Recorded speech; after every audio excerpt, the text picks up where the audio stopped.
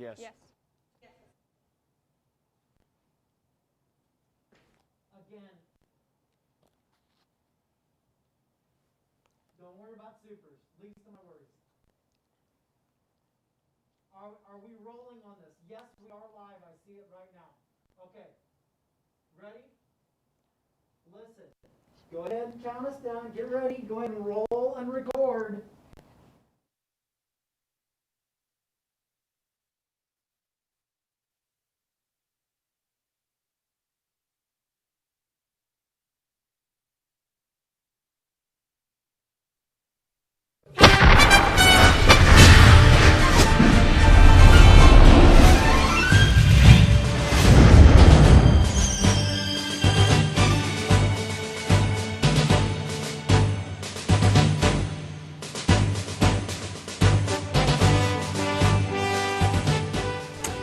Hi, and good evening. Welcome to Middle Tennessee News Vote 2020.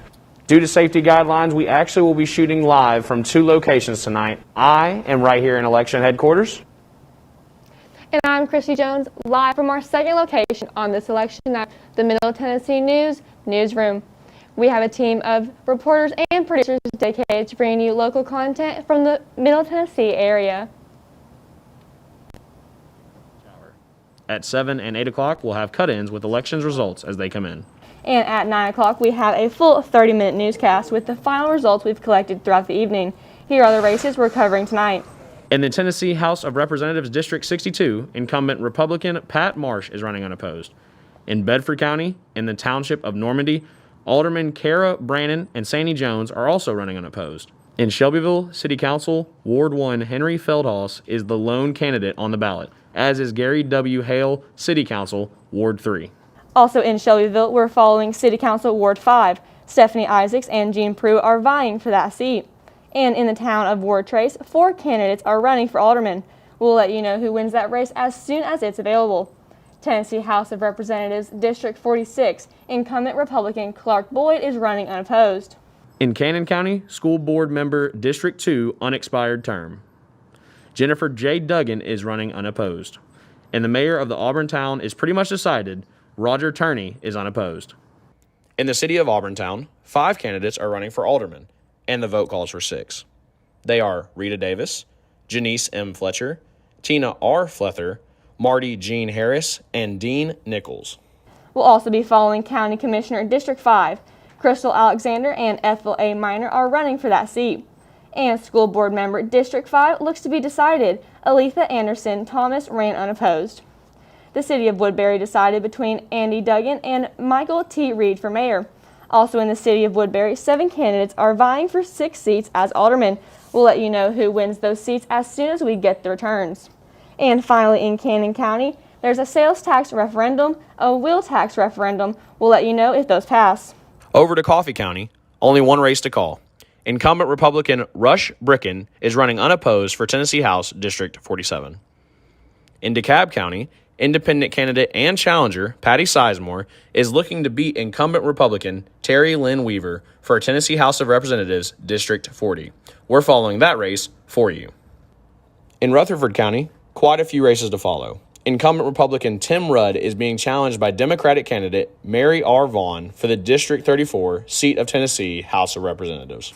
And another Tennessee House seat, District 37, incumbent Republican Charlie Baum is hoping to hold that seat, as Democratic challenger Mariah N. Phillips hopes to take it. Tennessee House of Representatives District 48, incumbent Republican Bryan Terry is challenged by Democratic Party nominee Matt Ferry.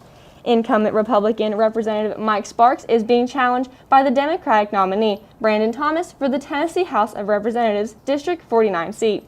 We have some city elections for you as well. In Eagleville, we can go ahead and call the race for councilman. Ryan Edwards and Chris Hendricks, the only 2 candidates on a vote for 3 race. Over to Laverne, 5 candidates are running for 2 available alderman seats. And 1 alderman seat that can be called in the city of Laverne is for the unexpired term. Graeme Coates is unopposed. And council members in the town of Smyrna, Tim Morrell, Raquel Pebbles, and Steve Sullivan are the 3 candidates for 3 available seats. Rutherford County residents will have to decide on a referendum about the legal sale of alcohol by the drink for consumption. We'll let you know if that passes and give you a better understanding of what it's all about. Tennessee Senate District 16 will have incumbent Republican Janice Bowling challenged by the Democratic Party nominee Sheila Younglove. Also, the Tennessee House of Representatives District 43 seat held by incumbent Republican Paul Sherrill is being challenged by the independent candidate Luke Cameron. Over to Warren County, the seat for County Commissioner District 5 unexpired term will have either Brad T. Hillis or Ben Myers in that job. And the constable for District 4 unexpired term has a declared victor. Tommy Adams looks to take that seat.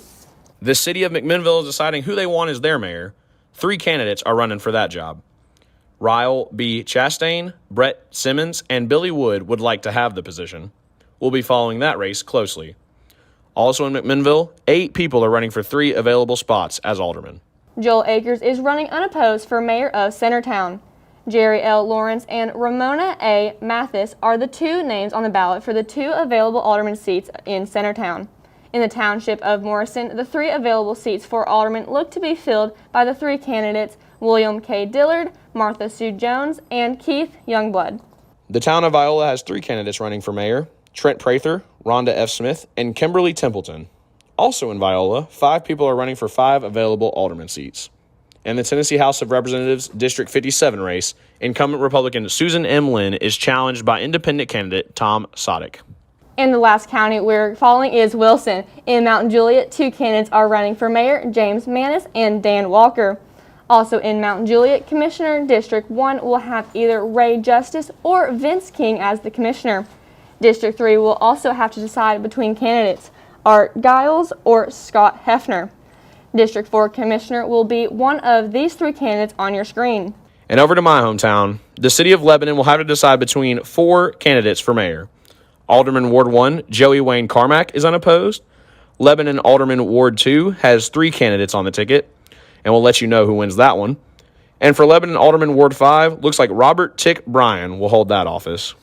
For mayor of the city of Watertown, Michael R.Jennings ran unchallenged. Also, 3 of these 4 candidates will be declared aldermen at large in the city of Watertown. Tennessee residents also had to choose 2 state senators. State Senate District 14 has incumbent Republican Shane Reeves, challenged by Democratic Party candidate Chase Clemens. On top of all state-level races, will also bring you federal elections. U.S. House of Representatives for District 4, held by incumbent Republican Scott Desjardins, is facing Democratic challenger Christopher Haile. U.S. House of Representatives District 6, incumbent Republican John Rose is being challenged by Democratic candidate Christopher Martin Finley. One U.S. Senate race, Republican Bill Haggerty faces Democratic Marquita Bradshaw. And finally, we'll keep updates on the race for President of the United States.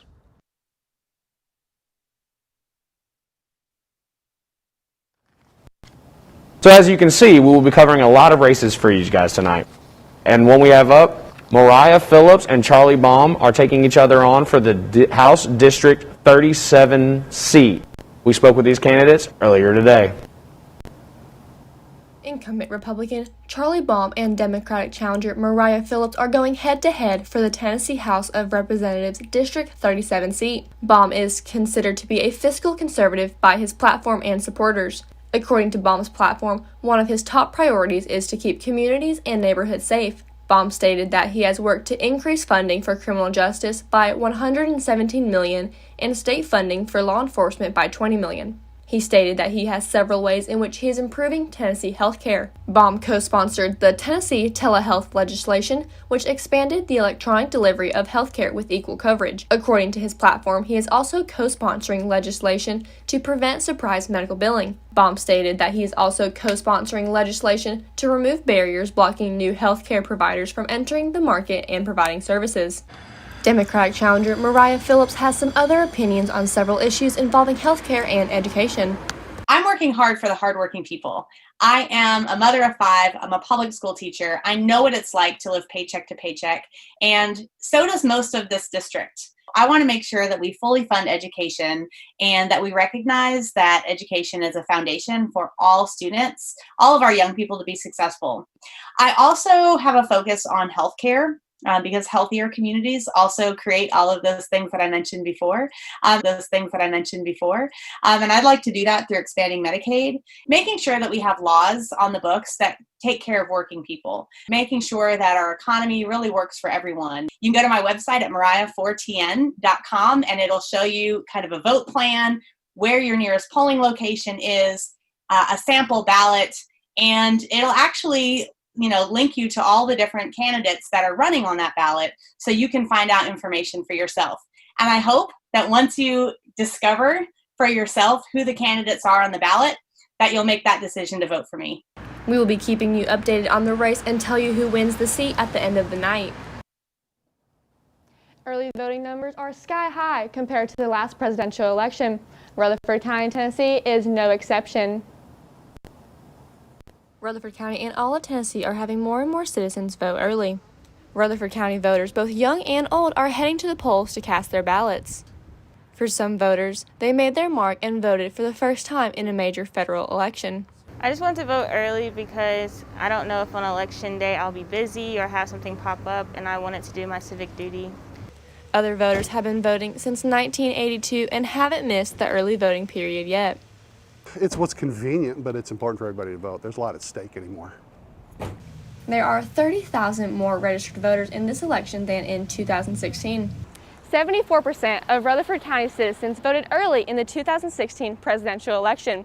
Rutherford County is seeing an even higher number this year.